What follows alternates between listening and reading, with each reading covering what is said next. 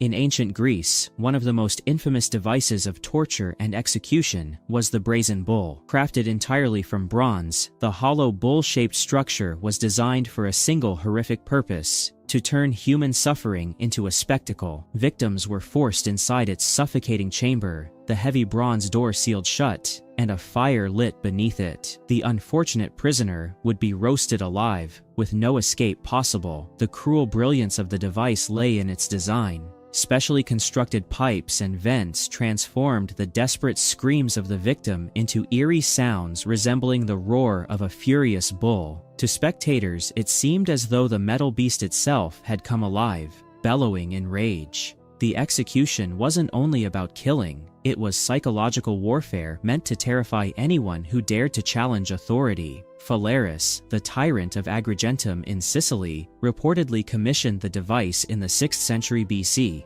According to legend, he eventually suffered the very fate he intended for others, locked inside the bull and burned alive. His gruesome death made the brazen bull a chilling reminder that cruelty could consume its creator. The brazen bull is remembered not only for its barbarity, but also for its twisted theatricality. It turned death into a grotesque performance, one that blurred the line between punishment and entertainment, leaving an imprint of horror on history. Medieval Europe reserved its most brutal punishments for crimes like treason, seen as betrayal not only of rulers, but of the very fabric of society. Among the most dreaded was drawing and quartering, a punishment infamous for its calculated cruelty and public humiliation. The condemned was first dragged through the streets, or drawn to the place of execution, often jeered at by crowds. There, the torture unfolded in stages, each designed to maximize pain and fear. The prisoner was hanged by the neck until on the verge of death, but cut down before dying. Next, the executioner disemboweled the victim, sometimes burning the entrails before their eyes to prolong terror. The ordeal did not end there. The body was then hacked into 4 separate pieces, or quartered. These grisly remains were displayed across the kingdom, nailed to gates or hoisted in town squares as stark reminders of what awaited traitors. This punishment was never just about death, it was about obliterating both body and legacy. By dismantling the condemned piece by piece, rulers sent a brutal message: defy the crown, and you would be destroyed in life, in memory, and in reputation.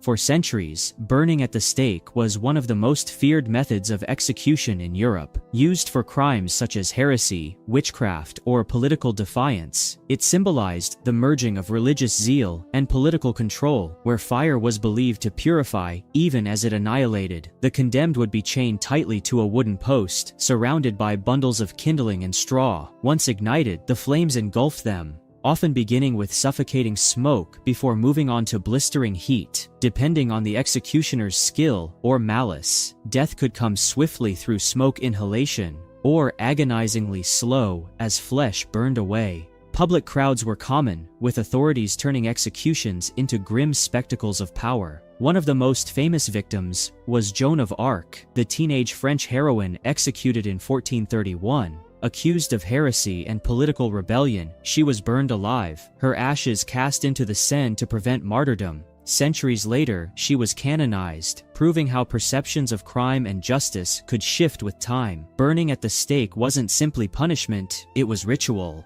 The authorities viewed fire as a tool of cleansing, a way to eradicate evil from the body and soul. In reality, it became one of the most harrowing demonstrations of cruelty, searing both victims and history with unforgettable pain. Flagellation, the act of whipping or scourging, has been used as a punishment for thousands of years across different cultures and religions. It dates back to ancient civilizations such as Rome, Egypt, and Greece, where it was applied to criminals, slaves, and even soldiers as a means of discipline. The lashes were delivered using rods, whips, or cat-o'-nine tails, leaving the victim's back shredded and bleeding. Unlike executions, flagellation was often designed to punish without killing. The pain was excruciating, tearing skin and muscle, while leaving lasting scars as reminders of humiliation. In medieval Europe, it became a common judicial punishment, with public whippings meant to shame offenders as much as harm them. Religious flagellation also developed, with some sects practicing it as penance for sins. Self-flagellation was seen as a way to purify the soul, a disturbing blend of devotion and suffering that blurred the line between punishment and faith. Throughout history, flagellation symbolized control, whether by the state, church, or master. Its endurance across centuries reveals humanity's chilling acceptance of suffering as a tool of order. Impalement, dating back to at least the 12th century BC in Assyria, became notorious across history as one of the most agonizing methods of execution. It was later used widely in the Ottoman Empire, but most infamously by Vlad the Impaler of Wallachia in the 15th century AD. His name became forever linked with this punishment, earning him a reputation as one of history's most terrifying rulers. The condemned was forced onto a sharpened wooden stake, which pierced the body vertically or horizontally. The stake was then raised upright, leaving the victim suspended, often writhing in agony. Depending on how carefully the stake was positioned, death could take hours or even days. Vlad reportedly impaled thousands of prisoners and enemies, leaving fields filled with upright corpses as warnings. To his supporters, his brutality was a defense of his territory. To his enemies, it was cruelty beyond comprehension. Impalement was more than death. It was theater, a deliberate spectacle designed to terrify entire populations into submission, ensuring rulers maintained their grip on power through fear alone.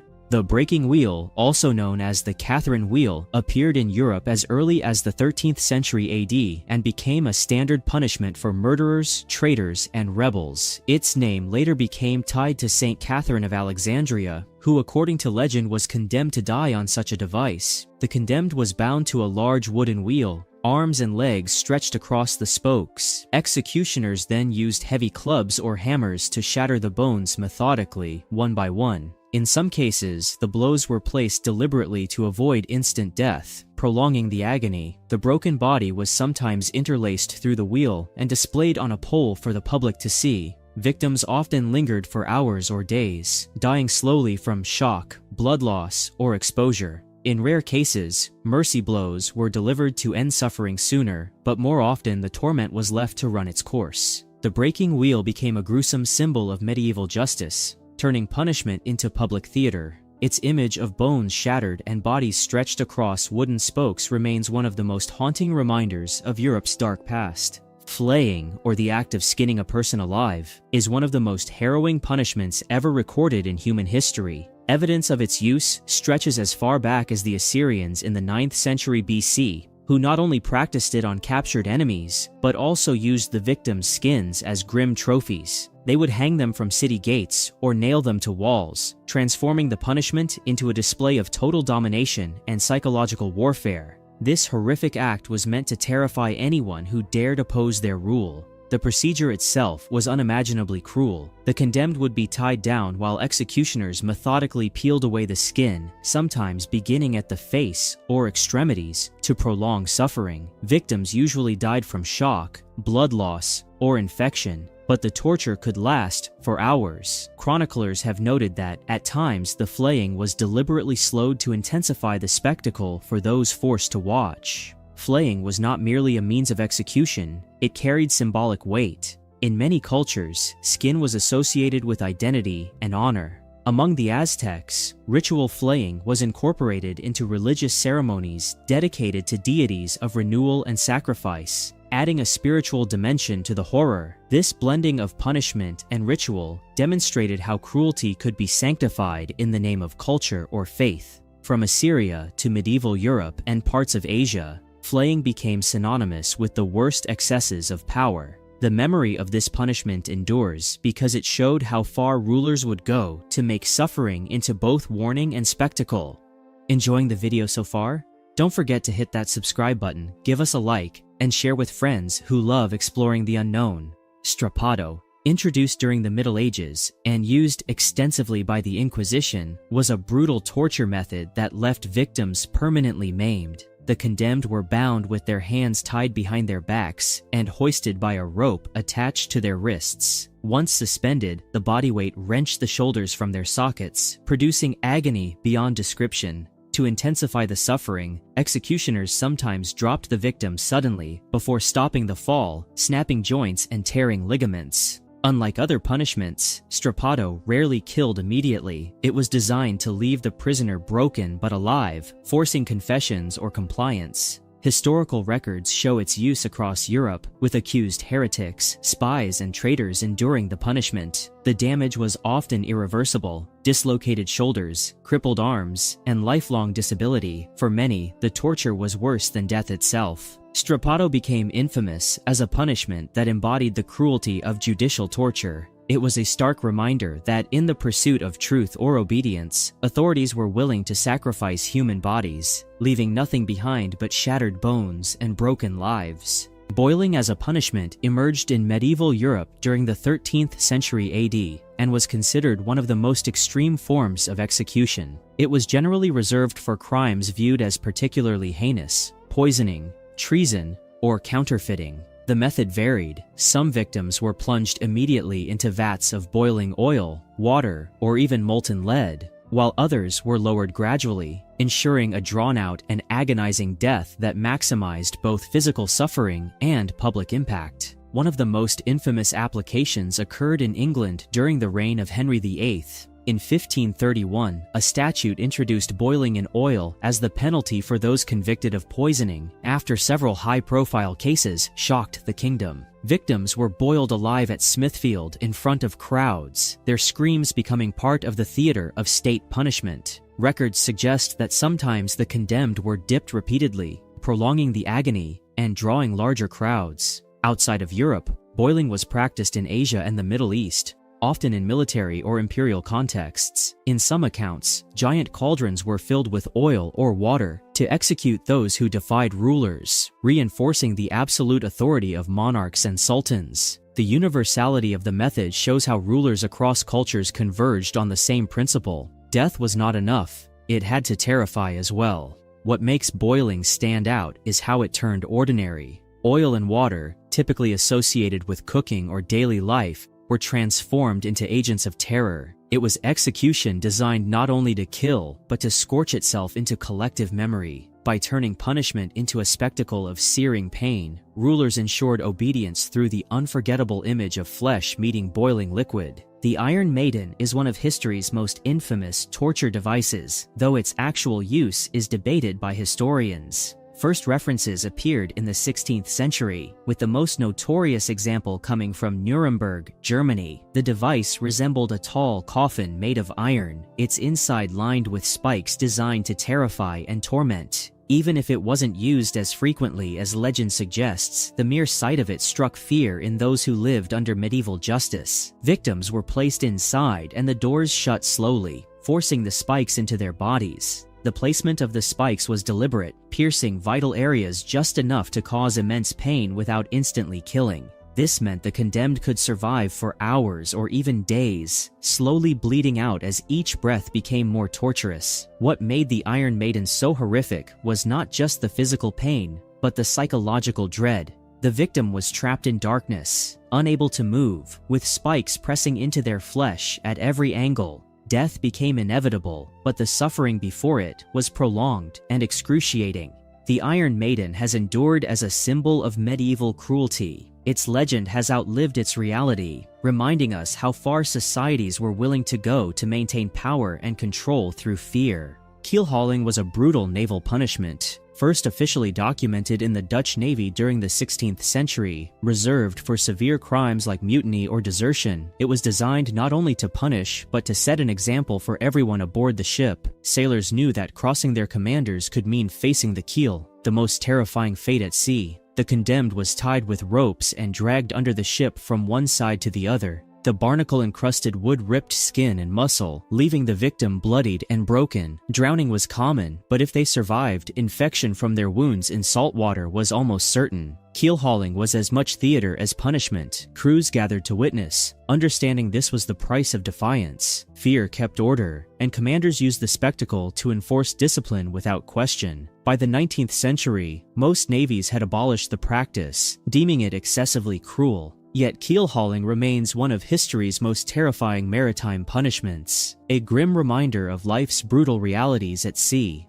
Execution by sawing was one of the most gruesome methods ever inflicted on human beings. Practiced in parts of Europe, Asia, and the Middle East for centuries, it was often reserved for crimes like treason or rebellion. Its horror came not just from the act itself, but from the way it was staged to instill fear in entire communities. Victims were commonly suspended upside down before the sawing began. This ensured blood flowed to the brain, keeping them conscious for as long as possible. Executioners then worked methodically, dragging the saw through flesh and bone, while the condemned screamed in agony. Death was slow, and the torment seemed endless. Accounts describe the process taking hours, with the crowd forced to watch each brutal movement. For rulers, this was justice turned into spectacle, meant to terrify anyone considering defiance. Execution by sawing stands out as one of humanity's darkest inventions. It was not just about killing, but about making the act itself a performance of power, where cruelty was elevated to a tool of control.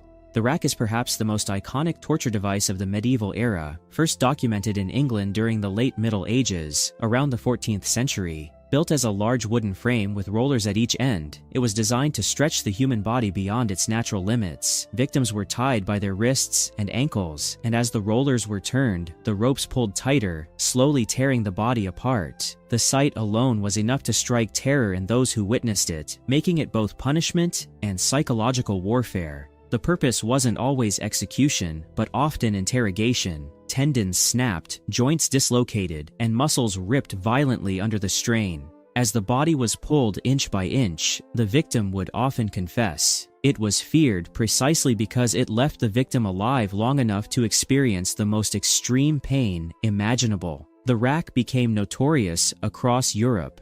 In England, it was famously used during the reign of Queen Elizabeth I, and later under King James I. Perhaps the most famous case was Guy Fawkes in 1605, who endured the rack after the Gunpowder Plot. Survivors often left the device permanently disabled, their bodies twisted and mangled beyond recognition. As time went on, the rack came to symbolize medieval cruelty in its purest form. More than just a device, it was a tool of control, where rulers demonstrated that they could literally tear apart the human body to break the spirit. Today, it remains a haunting emblem of torture, remembered as one of the darkest punishments ever conceived. Stoning is one of humanity's oldest methods of execution, with records stretching back thousands of years to the Hebrews, Persians, and ancient Greeks. Unlike other punishments that relied on a single executioner, stoning stood apart for its collective nature. It was the entire community that passed judgment, hurling stones until death came. Slow, chaotic, and agonizing.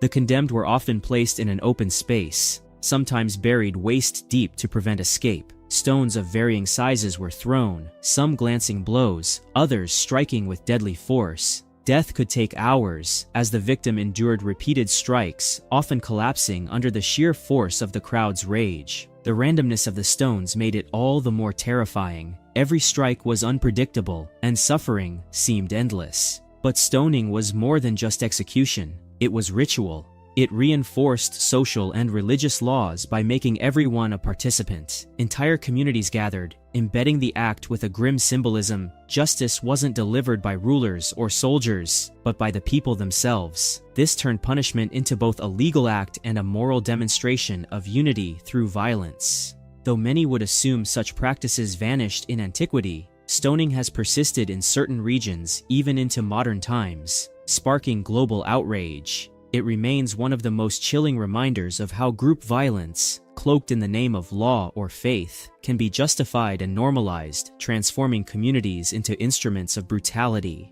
Crucifixion is among the most infamous and brutal forms of execution in history. Practiced by ancient civilizations such as the Persians and Carthaginians, it was perfected by the Romans around the 1st century BC as a punishment reserved for slaves, rebels, and the vilest criminals. Its cruelty lay in its ability to combine prolonged suffering with public humiliation, ensuring that every death became a spectacle. The condemned was nailed or tied to a large wooden cross, left hanging under the open sky for hours or even days. The body's weight forced the victim to push themselves upward to breathe, only to collapse back down in agony. This cycle of suffocation and pain continued until the body could no longer endure. The torment was relentless, and death came slowly, often accompanied by mockery and scorn from bystanders. The most famous crucifixion in history is that of Jesus of Nazareth in the 1st century AD, a moment that transformed the image of the cross forever. What was once a symbol of terror became for Christians a symbol of salvation and sacrifice. This paradox ensured that crucifixion would never be forgotten, even after its abolition by the Roman Emperor Constantine in the 4th century AD. Crucifixion's legacy endures because it encapsulated both extreme suffering and ultimate symbolism. It was not simply a way to kill, but a way to make a statement. It remains the ultimate reminder of how power, when unchecked, can turn human suffering into public theater. These punishments reveal just how far societies would go in the name of justice. Which one shocked you the most? Share your thoughts in the comments, and don't forget to subscribe for more history's darkest stories explained.